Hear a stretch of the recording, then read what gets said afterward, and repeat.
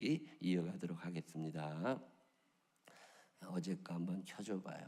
성막이 저렇게 생겼어요. 저희 대구광역시만한 큰 땅에 하나님께서 사람을 만나 주시려고, 하나님은 우리를 만나주기 원하시거든요. 언제라도 부르시기를 바랍니다. 언제라도 찾아오시기를 바랍니다. 저도 가만히 생각해보면 하나님을 자꾸 만나려고 다가왔던 사람들을 하나님이 거절하신 적이 없어요. 지들이 안 와가지고 문제가 되는 거지. 하나님은 얼마나 우리를 만나고 싶어 하시는지 미팅룸을 만드신 거예요. 그 미팅룸이 성막입니다. 우리 사람 만날 때 카페에 간다 뭐 이러는 것처럼 하나님께서는 성막, 이 카페 같은 걸 하나 만드셔가지고 우리와 만나시기 위해서 저거를 설계를 하신 거예요. 설계를 하신 분이 하나님이세요. 그러면 그 설계의 의미가 있지 않겠습니까? 울타리는 왜 그렇게 하라고 그랬는지, 분향단은 왜 거기에 하라고 그랬는지, 번제단은 어떻게 하라고 그랬는지, 그걸 하나둘 생각해 보는 게 이 성막 공부 시간인데, 저렇게 생겼어요. 이스라엘 사람들이 집을 짓고 살던 사람들이 아니라 저런 텐트를 치고 광야에서 쭉 같이 살고, 그 중앙에 저런 막을 하나 세워가지고 울타리를 쳐가지고 그 안에 하나님을 만날 수 있는 성소와 지성소를 만들으라고 하신 거예요. 자, 위에서 옆에서 보면 저런 모양이에요. 저 좌우로는 다 텐트가 쳐져 있고 그 안에 불이 올라오는 데를 어제 뭐라고 그랬죠? 번제단. 그렇죠. 번제단에서는 짐승을 늘 태우니까 불이 올라오고, 문은 몇 개가 있다고 그랬죠? 한 개. 사방으로 뚫려 있으니까 문이 여러 개면 좋을 텐데 꼭 하나만 만들으라고 하는 이유가 있다고 그랬죠. 어제 이 그림 보여드렸고, 이건 공중에서 찍은 거예요. 저런 모양이 아마 될 거라는 거죠. 성막이라는. 이건 뭐라고 그랬죠? 번제단, 번제단. 그래서 목사님들 모여가지고 그 옛날에 삼겹살 구워 먹을 때 삼겹살 그 굽는 통을 번제단이라고 그랬어요. 이 번제단에다가 고기를 얹어서 이게 번제단이에요.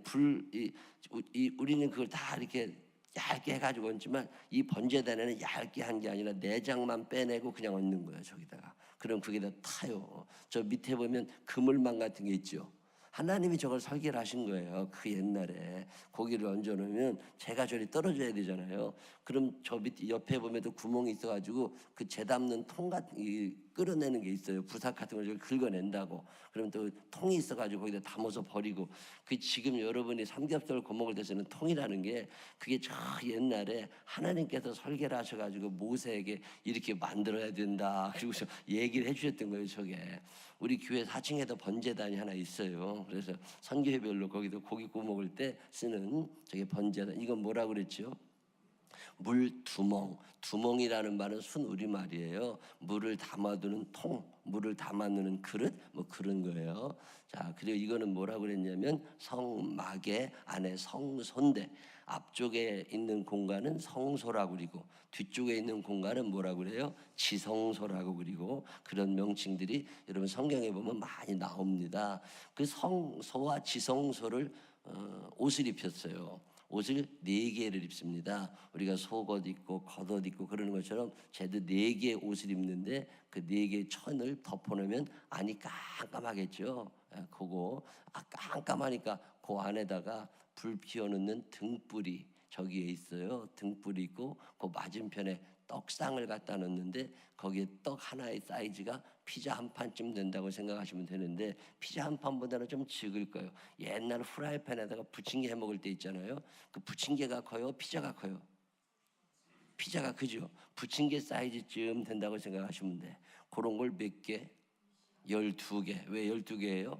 12지파를 상징하는 12개를 거기다 갖다 놓는 상이 떡상이 있고, 저 뒤쪽으로 가보면 거기에 분향단이라는 게 있는데 향을 피워서 계속 그 냄새를 없애주는 짐승, 이 번제단에서 짐승이 타면 그 타는 냄새가 보통 아니거든요.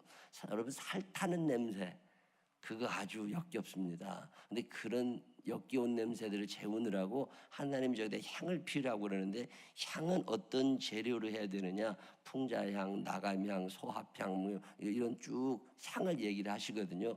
그런 것도 하나님이 다 설계를 하셔서 저기 만드셔요. 저게 성소고 이 안에 있는 등대, 떡상, 분향단 보여드렸고, 지성소에 있는 법궤가 이런 모양일 건데 이런 모양이 아니라는 사람도 있어요. 법궤는 정확하게 성경에 묘사되어 있는 대로 만들어도 이게 다 다릅니다. 그래서 저 정도 아시면 되고, 어제 그래서 타락한 인간들이 하나님과의 교제가 끊어지고 죄악 가운데 살고 저주가 임했을 때, 그때 하나님께서 만날 수 있는 방법을 찾아내시고 하나님께서 이 성막을 세우라고 그러시면서 시작.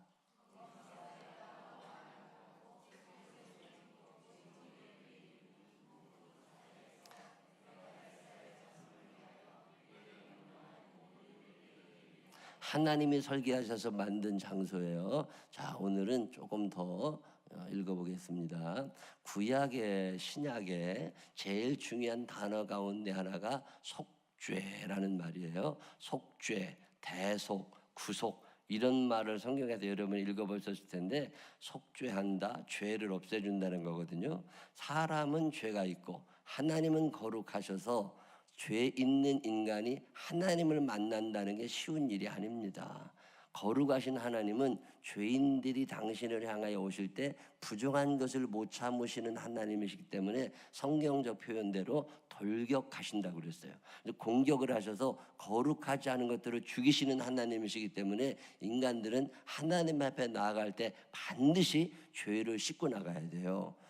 사람 만나러 갈 때 세수하고 머리 빗고 가는 것처럼 하나님을 만날 때는 반드시 회개, 죄를 씻는 의식이 제일 중요한데, 어떻게 죄를 씻었느냐? 구약 시대에는, 성막이 있던 그 시대에는 내가 죄를 지으면 양을 끌고 제사장을 찾아가 가지고, 목사님 내가 죄를 지었는데 용서해 주세요. 그러면 목사님이 알았어, 양의 머리에 손을 얹어. 그럼 죄인이 양의 머리에 손을 얹어요. 그러면 목사님이 기도하죠. 하나님, 이구영이라는 사람이 죄를 지어서 죽어야 되지만 하나님 이구영을 용서해 주시고 이구영의 죄를 지워주세요. 그러면은 이 양의 머리에 손을 얹고, 하나님 이 죄를 다 양에게 뒤집어 씌웁니다. 그래서 손을 딱 띄면 내가 그동안 죄를 지은 적은 있지만 내 죄가 어디로 가는 거예요? 양한테 옮겨가. 그러면은 이 양을 그때 제사장이 잡아요. 잡아서 죽이면서 피를 흘리잖아요. 그 피가 레위기에 보면 죄를 지우는 지우개라고 그랬어요. 이 죄를 지우는 지우개가 피니까 저렇게 양을 잡는, 안수하는 그림이 있죠. 안수하고 양을 잡으면 그 양의 죽음으로 인해서 내 죄가 지워진다고 믿었어요. 이거를 속죄 의식이라고 그래요. 속죄 의식, 속죄, 대속, 구속, 이 말은 뒤집어 씌운다는 말이에요. 내 죄를 저 양한테 뒤집어 씌워서 양을 죽이면 내가 죄가 없어지는 거예요. 자, 그러면 우리가 이 땅에 살면서 죄를 안 지을 수는 없잖아요. 죄를 다 짓고 나면 어떻게 해야 돼요? 양을 잡아가지고 예배당에 와가지고 목사님한테 얘기하고 양을 죽여야 돼. 그래야 우리 죄가 없어져. 자, 그러면 죄 한 번 지을 때마다 양 한 마리씩 갖고 와야 돼. 그럼 여러분이 주일날 교회 올 때 양 몇 마리를 끌고 와야 돼요. 이게 뭐 어마어마한 사건이 벌어진 거예요. 그래가지고 하나님께서 힘들어하는 제사장들을 위해서 대속죄일 하루 동안에 모든 사람을 모아놓고 양 2마리만 잡아요, 대표로. 그래서 양 2마리, 하나님 생명나무 교회 교인들이 죄를 지어서 다 죽어야 되지만 이 모든 사람의 죄를 양 2마리한테 뒤집어 씌웁니다. 손을 탁 띄면 여러분들이 지은 모든 죄가 어디로 간 거예요? 양한테 갔다고. 그러면 이 양은 억울해요, 안 억울해요? 억울해지. 죄진 적 있어요, 없어요? 없어요. 근데 지금 죄를 뒤집어 썼잖아요. 그리고 죽으러 올라가는 거예요. 그 자리에서 한 마리는 쳐서 죽이고 한 마리는 광야로 끌고 나갑니다. 제사장이 광야에서 이 양을 놔줍니다. 그게 의식이에요. 그럼 놔주면 이 양은 광야로 돌아다니다가 배고파서 죽든지 낭떠러지에 떨어 죽든지 맹수에게 먹혀 죽든지 죽어요. 이 양은 뭘 뒤집어 쓰고 가는 거예요? 죄를. 누구의 죄를 뒤집어 쓰고 가요? 우리의 죄를, 내 죄를 뒤집어 쓰고 가는데, 예수님께서 저기서 오시니까 세례 요한의 제자들이 세례 요한에게 묻습니다. 선생님, 저분이 누굽니까? 그때 예수님이 뭐라고 그러세요? 요한복음 1장 29절에 보라, 세상 죄를 지고 가는 하나님의 어린 양이로다. 그 예수님이 누구시냐? 과거에 내가 지은 죄, 현재 짓고 있는 죄, 미래에 지을 죄까지도 다 뒤집어 쓰시고 십자가에 달려 돌아가심으로 내 죄를 지워주신 분, 이분이 예수님이심을 믿으시기를 바랍니다. 그래서 저기 보면 구약 시대에는 무엇을 잡았어요? 양을 잡았고, 신약으로 넘으면 누가 대신 돌아가신 거예요? 예수님이 돌아가심으로 내 죄를 다 지워주시고 거룩한 백성 돼서 하나님 나라 가도록 살으라고 말씀하시는데, 그 처음 양을 잡던 장소가 성막이에요. 그 성막 안에서 양을 잡았다는 이야기를 하는 거고, 이 성막이 별거 아닌 것 같은데 여러분, 출애굽기가 1장부터 40장까지 있어요. 1장부터 40장까지 있는 것 중에 13장이 성막과 관계되어 있고, 레위기는 몇 장? 18장. 민수기는, 신명기는, 히브리서는. 그래도 성경 전체에서 단일 주제로 최고 많은 분량을 차지하고 있는 내용이 성막에 대한 얘기예요. 근데 여러분이 성경을 읽기는 읽지만 이런 거 잘 읽어요, 안 읽어요? 아유, 이런 게 뭐 성경에 있어. 그리고 장수나 넘기지 바쁘지 저게 뭔지는 잘 안 읽어보신다고. 근데 성막은 단일 주제로는 성경에서 제일 심도 있게 다루고 있는 게 성막 얘기예요. 자, 성막이 왜 귀하다고 그러느냐? 첫 번째, 시작. 하나님께서 죄인을 만나주시는 장소, 그게 성막이에요. 사람들은 돈이 제일인 줄 아는데 절대 그렇지 않습니다. 아무리 돈이 많아도 죽음을 피해갈 수는 없고, 아무리 돈이 많아도 심판을 피해갈 수는 없어요. 하나님 앞에 섰을 때 돈이 내 죄를 씻어주는 게 아닙니다. 하나님을 만나서 하나님이 내 죄를 용서해 준다는 선언을 하셔야 돼요.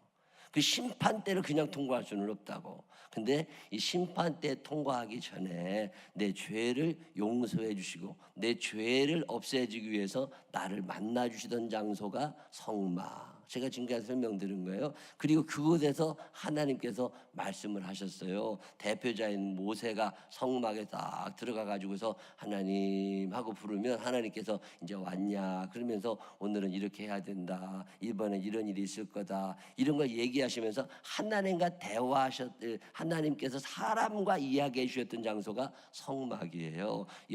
여호와께서 모세에게 일러 가라사대, 이런 얘기는 어디에 있었던 얘기냐면 성막에.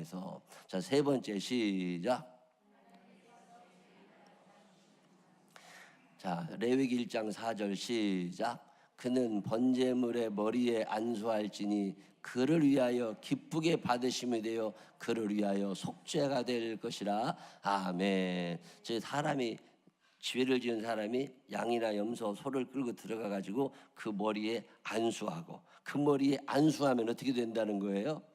그를 위하여 기쁘게 받으심이 돼요. 아, 양이 얼마나 귀해요. 그 귀한 양을 하나님께 드릴 때 하나님께서 알았어, 그리고서 그 죄의 뉘우침을, 회개를 받아주신다는 거잖아요. 이 공짜가 아니에요. 신앙생활은 다 공짜로 해야 돼. 절대 그렇지 않습니다. 은혜는 공짜라는 말이 아니라 내가 이걸 누리기 위해서는 예수님이 돌아가신 거예요. 그래서 지난주 어제 그저께도 말씀드리지만 먹튀 인생 안 됩니다. 나는 공짜로 은혜 받고 구원받고 나는 먹고 튀고 하나님은 계속 흉난하세요. 이거 신앙생활 잘못하는 거예요. 그래서 그 은혜를 보답해야 된다는 거잖아요. 하나님께서 죄인을 용서해 주시고 받아주시던 장소가 성막이고, 하나님께서 죄인을 용서해 주시는 것, 그것이 성막이었어요. 자, 레위기 4장 20절 시작. 그 송아지를 속죄제의 수송아지에게 한 것 같이 할지며 제사장의 그것으로 회중을 위하여 속죄한즉 그들이 사함을 받으리라. 아멘. 이게 용서의 확신이라는 게 굉장히 중요해요. 얼마 전에도 어떤 분이 인생 살면서 죄책감이 너무 크다, 그런 문자를 저한테 보낸 적이 있더라고요. 근데 죄책감이 크다는 얘기는 내가 용서의 확신이 없는 거예요. 내가 왜 용서의 확신이 없냐? 내가 누구를 용서해 본 적이 없는 거예요.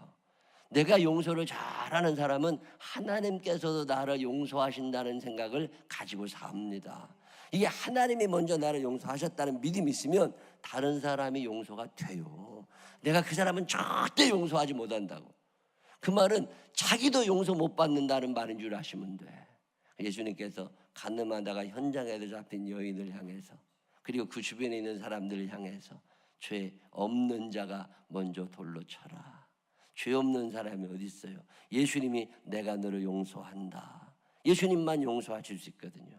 이 성막에 가서 용서받고 오던 장소가 성막입니다. 이 교회잖아요. 이 교회 여러분이 오셨다 가시면 그냥 왔다 가는 것 같지만 하나님 내 죄를 용서하여 주옵소서. 그리고 기도하면 하나님이 그 기도를 들으시고 용서하여 주심을 믿으시기를 바랍니다.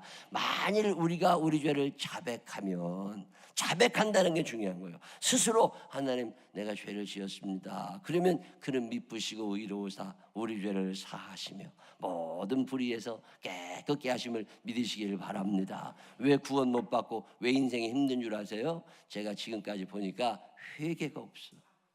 죄를 짓는 건 괜찮아. 죄를 지은 다음이 문제예요. 그 다음에 양심의 꺼리낌이라도 있으면 회개하면 괜찮아요. 근데 회개도 하지 않아. 그러면 용서가 안 됩니다. 성막은 그런데요.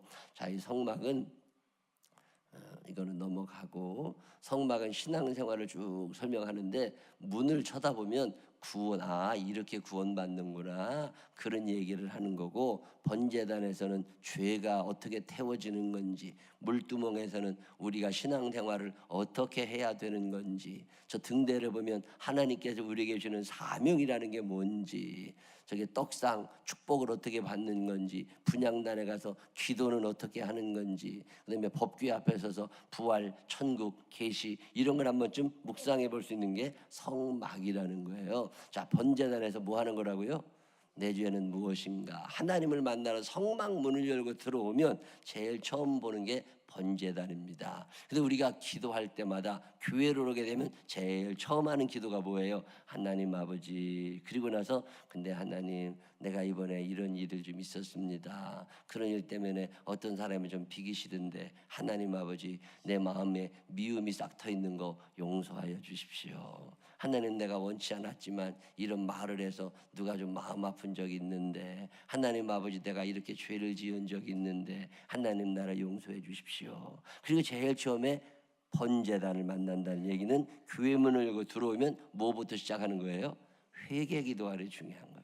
예배 드리기 전에 하나님 용서해 주세요 해볼까요? 하나님 용서해 주세요. 시작. 이게 잘 되는 사람은 신앙생활 잘하는 거예요. 근데 이게 안 되잖아요. 남들도 다 하는데 왜 나만 꼭 이렇게 살아가야 돼? 그냥 그렇게 살면 돼요. 그러나 천국은 못 갑니다. 하나님은 못 만나는 거예요. 그래서 번제단이 맨 처음에 있는 거고, 거기서 용서받은 죄인이라는 사실, 용서받은 의인이라는 사실을 확인할 수 있는 게 번제단이고, 물두멍에서 저기 가서 뭘 해요? 나는 죄를 버린 후 성결한 삶을 살고 있나. 그 다음 시작. 그 다음에 또 하나. 이런 걸 생각하는 데가 물두멍이에요. 그 다음에 등대 앞에 딱 서게 되면 시작. 또 하나. 그런 걸 생각해 보는 게 저 등대 앞에서 한번 생각해 보는, 이 성막을 한 바퀴 휙 돌아오면 내 신앙생활이 이렇게 되고 있구나. 떡상에서 시작. 시작. 헌신하고 있는가? 또 분향단에 가면 뭘 생각하라고 그랬죠? 아까 기도가 생각나는 거. 밑에 거 나는 기도하기를 쉬지 않고 있는가? 한 번쯤 생각해 보는 게 분향단이고, 법궤 앞에 서면 나는 하나님의 능력을 믿는가? 나는 부활의 소망을 가지는가? 이런 걸 하는데, 건축이 그냥 된 게 아닙니다. 저게 보통 비싼 게 아니에요. 성막이 저게 다 금덩어리예요. 은덩어리, 금덩어리가 녹여서 저걸 만들 거거든요. 저게 얼마나 되는지 모르겠어요. 29달란트 730세겔이면 금 한 달란트 뭐 이런 건 얘기하잖아요. 저게 지금 돈으로 계산했을 때 내가 정확히는 모르겠어요. 그 밑에도 보면 100달란트, 70달란트 뭐 이런 거 쭉 얘기하는데, 요즘 가치로 따지면 많이 보면 조 단위까지도 봐요. 가치로 따졌을 때 그만큼 엄청난 돈을 들여서 하나님이 저거를 만들으라고. 근데 저게 만약에 1000억이라고 하든 100억이라고 하든 그게 어디서 나왔느냐는 거예요. 저거를 지을 때 들어간 재료가 두 종류의 예물을 드리는데 첫 번째가 뭐예요? 의무적 헌물이에요. 읽어봅니다. 시작. 무릇 계수 중에 드는 자마다 성소의 세겔로 반세겔을 낼지니 한 세겔은 20게레라 그 반세겔을 여호와께 드릴지며. 무릇 계수 중에 드는 자마다, 이 말은 18살 이상 된 모든 남자들은 100% 예물을 드리라는 거예요. 의무적 예물이라고 그래요. 의무적 헌물. 우리 신앙생활하는 동안에 의무적 헌물이 있어요. 그게 뭐예요? 그게 11조 예물이고 그게 주일헌금이고 이런 게 의무적 예물이라고 그러죠. 11조를 하지 않으면 의무적 예물이 안 돼 있는 거야.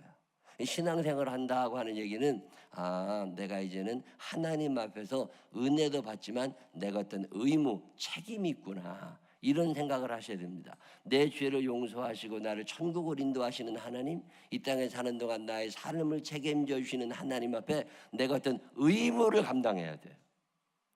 권리만 있는 게 아니에요. 신앙생활은 뭘 누리는 것만 아니에요. 옛날 말에 은혜 받으라 은혜 받으라 그러는데 교회는 뭘 자꾸 받는 데가 아닙니다. 이제는 철이 좀 들어가면 의무적 예물을 하나님 앞에 드리기를 시작해요. 그게 사람의 도리거든. 어버이날이 되면 부모님들에게 의무적 예물을 드리잖아요. 스승의 날이 되면 선생님들에게도. 이런 건 의무적인 거예요. 권리만 있는 게 아니에요. 교회 신앙생활할 때는 반드시 이 의무적 예물이 있어야 그 성막이 지어져요. 이 의무적 예물이 없으면 안 지어져.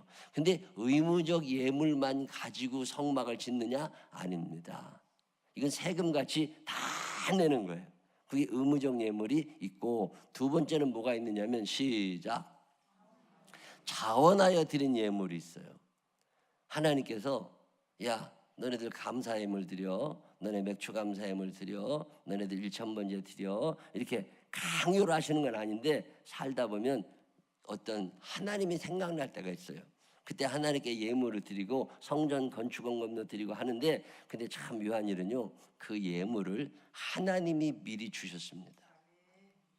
내가 예물을 드리려고 그러는데 하나님 돈을 주세요, 이게 아니라 하나님이 미리 주셨어. 이스라엘 사람들은 애굽에서 종살이를 하다가 나왔거든요. 종살이 하다 나온 사람들이 무슨 돈이 있어요? 없지. 근데 안 그래요. 하나님께서 종살이를 하고 떠나는 그날 애굽 사람들의 마음을 움직이셔가지고 애굽에서 430년 동안 종살이할 때 못 받았던 430년 체불 임금을 한 번에 다 받아갖고 나옵니다. 여러분, 그 돈이 얼마나 되겠어요? 여러분 연봉을 400년 거를 한 번에 받았다고 생각해봐. 연봉을 10년치만 받아도 엄청난 건데 연봉을 400년치를 다 받아갖고 나와요. 이스라엘 사람들이. 그걸 이스라엘 사람들이 가지고 있었어요. 하나님께서 그들에게 그거 너 혼자 다 먹으라고 준 거 아니야. 너네들 중에 마음에 감동된 사람들은 그 예물을 하나님께 드려. 어느 날 생각해보면 저도 참 마음에 감사한 게 많이 있어요. 이번에 이제 맥주 감사 예물을 드릴 때도 내가 하나님께 감사한 게 많이 있으니까 하나님께 예물을 드리려고 했는데 돈이 한 개도 없어. 그래가지고 하나님, 이번 맥주 감사절은 그냥 넘어가고 다음에 뭐 그렇게 해도 되지만 감사한 게 너무 많으니까 이 말씀 따라서 하나님께서 나에게 뭔가 예물을 드릴 만한 걸 준비해 놓지 않으셨을까? 그런 생각이 들어가지고서 이렇게 찾아보니까 보험 하나 들어가는 게 있더라고. 근데 그거를 해약을 해가지고서 하나님께 드렸어요. 없는 게 아니에요. 안 드리는 거지. 가만히 생각해보면 다 하나님은 이미 주셨음을 믿으시기를 바랍니다. 이미 주셨다고. 근데 우리 눈에 그게 안 보이는 거예요. 이거 보이는 사람들이 자원하는 예물을 거기에 드린데 그 헌물을 그때 준비하라고 하지 않으시고 하나님께서 읽어보십니다. 시작. 여호와께서 이스라엘 백성에게 은혜를 입히게 하사 그들이 구하는 대로 주게 함으로 그들이 애굽 사람의 물품을 취하였더라. 아멘. 연봉 책정을 누가 한 거예요? 애굽 사람이 한 것이 아니라 이스라엘 사람들이. 내가 지금까지 우리 아버지 할아버지 여주까지 일했는데 내가 생각해 보니까 우리가 한 1억 원은 받아야 되겠습니다. 그러면 1억을 주고, 우리가 생각하기로 식구가 많아서 한 10억 원은 받아야 되겠습니다. 그러니까 10억 원은 주고, 구하는 대로 주게 하신 하나님. 이 하나님이 오늘 우리의 아버지심을 믿으시기를 바랍니다. 그래서 챙겨주신 거예요. 이걸 들고 광야로 나왔어요. 그냥 하나님께서 자원하는 예물을 드려. 너네들 받은 거 하나님께 좀 드리자. 그래서 자원하는 예물을 드리는데 첫 번째 의무적 헌금은 강제로 다 드렸어요. 제가 더러 집사님, 권사님들 중에 그냥 아직 집사도 아닌 사람들은 말고 집사님, 권사님들 중에 이 구원의 확신이 있어야 되거든요. 홍해를 건너온 사람들이잖아요. 이 성막은 홍해를 건너온 다음에 만드는 거예요. 죽음의 강을 넘은 거예요. 지옥 인생이 천국 인생으로 바뀌었다고 하는 믿음이 생긴 사람들에게 하나님께서 하시는 말씀이 의무적 예물이에요. 그래서 제가 집사님, 권사님, 장로님들 이게 믿음 가지고 구원의 확신을 가지면 의무적 예물을 반드시 드려라. 그래서 11조정을 꼭 하라고 얘기를 하는 거예요. 그러면 그게 다냐? 아니에요. 하나님이 주신 게 넉넉하게. 그래서 그 다음부터 자원하는 예물을 드리는데 이거는 강제적이 아니에요. 두 번째 시작. 시작은 마음이 감동된 사람부터였습니다. 마음에 감동이 와야 돼. 우리가 이렇게 영상을 이렇게 잘 보고 있지만 이거 만들고 음향시설 설치하고 그러는데 한 6천만 원가량 들어갔어요. 근데 교회 예산에서 들어간 게 아니야. 자원하는 분들이 내가 50만 원 헌금하겠습니다. 내가 70만 원 하겠습니다. 내가 500만 원 합니다. 내가 100만 원 합니다. 이렇게 자원하는 사람들이 있어서 이게 만들어진 거예요. 의무적 예물도 있지만 자원하는 예물 있는데 그 자원하는 예물의 제일 중요한 것은 자원하는 마음을 가진 사람들이 하나님 앞에 예물을 드릴 때 시작. 마음이 감동된 모든 자와 자원하는 모든 자가 와서 회막을 짓기 위하여 그 속에서 쓸 모든 것을 위하여 거룩한 옷을 위하여 예물을 가져다가 여호와께 드렸으니 아멘. 자원하는 사람들이 많아지는 교회가 되시기를 바랍니다. 어제도 저 계단 이렇게 뭐 미끄럼 방지하는 거 붙일 거라고 얘기를 제가 새벽에 했더니 오전에 또 장로님이 나오셨어요. 이거 갈 거라고. 근데 진짜 일꾼 우리 최 권사님이 안 나오셨어. 그래서 전화해봤더니 오후부터 하기로 했대. 그래가지고 또 오후에 되니까 또 오셨어요. 얼마나 감사해. 자원하는 사람. 어제 교회 와서 미끄럼 방지 저거 붙여야지 하고 생각한 사람들이 있었을 거예요. 환경이 안 되고 직장 가느라고 못 오신 분들도 계시지만 아예 생각도 안 난 사람도 있어. 그런 사람들은 안 하면 돼. 근데 왠지 내가 가야 될 것 같은 마음이 들어요. 그런 사람들은 또 와야 돼. 교회는 의무적인 예물도 있지만 자원하는 예물이 있고 어떤 봉사하고 헌신할 때 의무적으로 하는 사람도 있지만 자원해서 하는 사람이 있어요. 이 두 개가 다 필요한 게 교회지 자원하는 예물 아닙니다. 성경에는 의무적 예물과 자원하는 예물, 의무적 헌신과 자원하는 헌신 이런 게 있어요. 집사님이다 권사님이라 그러면 내가 마음이 감동되면 그건 인본주의예요. 자기 중심으로 신앙생활하는 게 아니라 하나님께서 그런 걸 막기 위해서 의무적인 걸 두신 거예요. 권리도 있고 천국에도 가야 되지만 의무적 헌신이 있어요. 이 헌신도 감당할 수 있는 여러분 되시기를 바랍니다. 자, 또 세 번째 시작. 남녀노소 모두 동참해서 나만 하면 되지 뭘 아닙니다. 그 예물을 드릴 때 아이들도 드리고 어른도 드리고 자원하는 예물은요 누구든지 마음에 감동되는 자가 다 드렸는데 자 시작. 넉넉하게. 출애굽기 36장 6절 7절 시작. 모세가 명령을 내리매 그들이 진중에 공포하여 이르되 남녀를 막론하고 성소에 드릴 예물을 다시 만들지 말라 하매 백성이 가져오기를 그치니 시작. 있는 재료가 모든 일을 하기에 넉넉하여 남음이 있었더라. 아멘. 참 감사한 일은요 이런 조금 뭐 하나 하잖아요. 우리가 이거를 할 겁니다 그러는데 모자람이 없어. 넉넉하게 채워주셔. 여러분 인생을 하나님이 넉넉하게 채우심을 믿으시기를 바랍니다. 하나님은요 넉넉하게 채우시는 분이요. 우리는 인색해. 우리는 계산이 그렇게 많아. 손해보는 걸 못해. 근데 하나님께서는 아들까지 주실 만큼 다 주시고 손해보신 분이시잖아요. 이 손해보신 하나님께서 우리가 넉넉하라고. 성막을 지을 때 뭐를 광고를 했느냐면 이게 광고 내용인데 이제 우리가 만약에 1,000억 원이 필요한데 이 1,000억 원이 이미 다 예물이 들어왔으니까 더 이상 헌금하지 마세요. 이런 얘기 했다는 거예요. 여러분이 교회를 짓는다, 아니면 어디 선교지에 교회를 하나 세운다, 아니면 어떤 사람 하나에게 장학금을 줘야 된다, 그런 일이 있을 때 하도 이렇게 드리겠다는 사람이 많아가지고 이제는 그거 그만 헌금하라고 내 평생 소원이 그 말 한번 해보는 거야. 아우, 하나님, 뭐 이게 우리가 캄보디아에 애들 한 50명을 키워야 되는데 50명이 매달 5만 원씩을 보내줘야 됩니다. 기도했더니 50명이 다 채워져가지고 더 이상은 이제 안 해도 된다고. 이런 광고 좀 해봤으면 좋겠어. 아우, 5명이 모자랍니다. 아우, 4명이 뭐 맨날 이러고 살아야 돼. 이게 얼마나 쪼잔한 인생이에요. 넉넉하게 채우시는 하나님으로 인하여 넉넉하게 살 수 있는 여러분 되시기를 바랍니다. 이 성막을 드릴 때 특징이 넉넉했다는 거예요. 넉넉했다고. 자, 또 하나. 시작. 여기서 우리는 하나님께 예물을 드릴 때 하나님께서 어떤 예물을 받기를 원하시는지를 생각할 필요가 있습니다. 자, 그 생각은 여러분이 집에 가서 하시면 돼. 자, 역대상 29장 9절에도 보면 백성들은 자원하여 드렸어요. 고린도후서 9장 7절에도 인색함으로나 억지로 하지 말지니. 성막 건축을 돈만 갖고 하는 게 아닙니다. 거기에는 그만한 사람이 있어야 돼요. 누가 있었을까? 그 얘기는 내일 하겠습니다.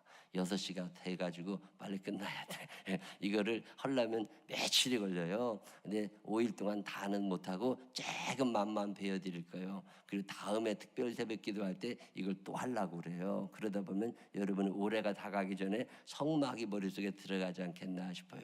이 특별 새벽 기도 기간에는 여러분이 기도 제목을 갖고 나와서 아뢰시는 것도 중요하지만 그거를 품고 이미 여러분이 오셨다는 것만 해도 하나님께서 들어주심을 믿으시기를 바랍니다. 내가 열심히 기도하는 것만큼 중요한 게 앉아 있는 거예요.